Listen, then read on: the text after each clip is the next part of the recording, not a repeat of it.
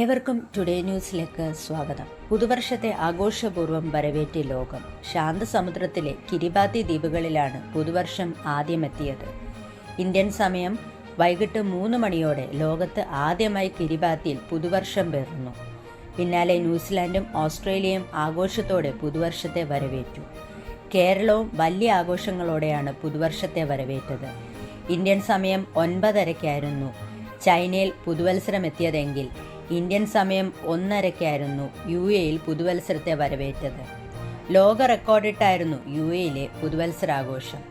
Ras al ഖൈമയിൽ പുതുവത്സരാഘോഷത്തിൽ 2400 ഡ്രോണുകളും 6 kilometre നീളത്തിലുള്ള വെടിക്കെട്ടും തീർത്താണ് പുതുവത്സരത്തിൽ വിസ്മയം സൃഷ്ടിച്ചത്. ബുർജ് ഖലീഫയും ദുബായ് ഫ്രെയിമും പുതുവത്സരത്തെ ആവേശത്തോടെയാണ് വരവേറ്റത്. ഇന്ത്യൻ സമയം പുലർച്ചെ 2:30-ക്ക് റഷ്യയിലും പുലർച്ചെ 5:30-ക്ക് ബ്രിട്ടനിലും പുതുവത്സര പിറവി ആഘോഷത്തിന് വഴിമാറി. ന്യൂഡൽഹിയിൽ കനത്ത സുരക്ഷയിലായിരുന്നു പുതുവത്സരാഘോഷം. കേരളത്തിൽ കൊച്ചിയിലും തിരുവനന്തപുരത്തും കോഴിക്കോടും പുതുവത്സരത്തെ ആഘോഷത്തോടെയാണ് വരവേറ്റത്. ഫോർട്ട് കൊച്ചിയിൽ പുതുവത്സരത്തെ വരവേൽക്കാൻ 2 ലക്ഷത്തിലധികം ആളുകളാണ് ഒത്തുചേർന്നത്. പതിവിൽ നിന്ന് വ്യത്യസ്തമായി ഇത്തവണ ഫോർട്ട് കൊച്ചിയിൽ 2 പാപ്പാനിമാരെ കത്തിച്ചു. വെളി ഗ്രൗണ്ടിലും പരേഡ് മൈതാനത്തുമായിരുന്നു പപ്പാനിമാരെ കത്തിച്ചത്. കനത്ത സുരക്ഷയിലായിരുന്നു ആഘോഷം അരങ്ങേറിയത്. തിരുവനന്തപുരത്ത് കോവളവും ആഘോഷത്തിന്റെ പ്രധാന കേന്ദ്രമായി. കോവളം ആർട്സ് ആൻഡ് ക്രാഫ്റ്റ് വില്ലേജിലായിരുന്നു ആഘോഷം.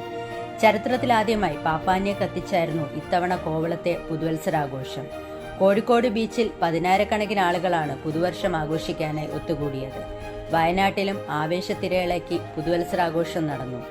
വേടനും ഗൗരിലക്ഷ്മിയും അണിനിരന്ന സംഗീത നിശ വയനാട്ടിലെ പുതുവത്സരാഘോഷത്തെ ആവേശത്തിലാക്കി. ഏവർക്കും ടുഡേ ന്യൂസിൻ്റെ ഹൃദയംഗമായ പുതുവത്സരാശംസകൾ.